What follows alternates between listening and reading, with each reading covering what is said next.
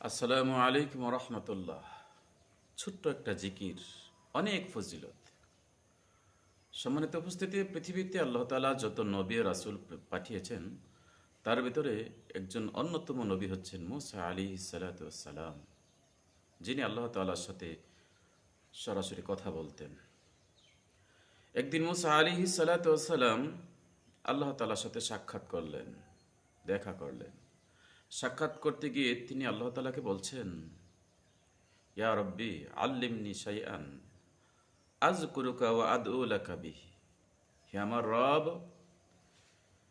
তুমি আমাকে এমন একটা জিনিস শিখিয়ে দাও, যার মাধ্যমে আমি তোমাকে সকাল সন্ধ্যা স্মরণ করতে পারি, তোমাকে ডাকতে পারি। আল্লাহ তাআলা বললেন, কুল ইয়া মূসা লা ইলাহা ইল্লাল্লাহ। হে মূসা, তুমি পড়ো লা ইলাহা ইল্লাল্লাহ। ক্বালা মূসা, তখন মূসা আলাইহিস সালাতু ওয়াস সালাম বললেন, কুল্লু ইবাদাকা ইয়াকুলুনা হাদা। আল্লাহ, তোমার কাছে আমি চাইলাম একটা পার্সোনাল এক্সক্লুসিভ জিনিস চাইলাম, আর তুমি আমাকে এমন একটা জিনিসের কথা বললে যেটা তোমার সব বান্দারাই বলে। আল্লাহ, তুমি আমাকে একটা পার্সোনাল জিনিস দাও। তখন আল্লাহ তাআলা বললেন, হে মুসা, তুমি কি লা ইলাহা ইল্লাল্লাহ এই বাক্যটাকে হালকা মনে করো?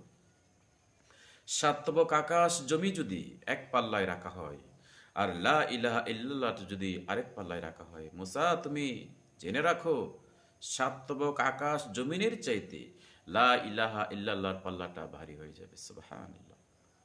জিকিরের জগতে একটি অন্যতম জিকির হচ্ছে লা ইলাহা ইল্লাল্লাহ।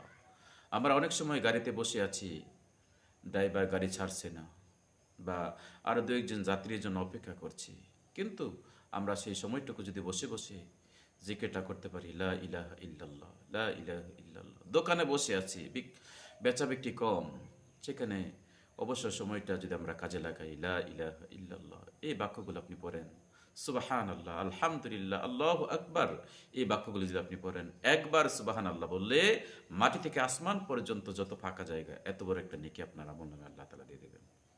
আমরা সকলেই যেন অবসর সময়টা কাজে লাগাতে পারি, সময়টা যেন হেলে খেলে নষ্ট না করি। তার কারণ হচ্ছে, মুমিনের প্রতিটা মুহূর্ত একটা গুরুত্বপূর্ণ, এক সেকেন্ড মুমিনের জন্য গুরুত্বপূর্ণ। আমরা সকলের জন্য খেয়াল করতে পারি, আর বেশি বেশি জিকির করতে পারি। আল্লাহ তাআলা আমাদের সকলকে তৌফিক দান করুন, আমিন। আসসালামু আলাইকুম।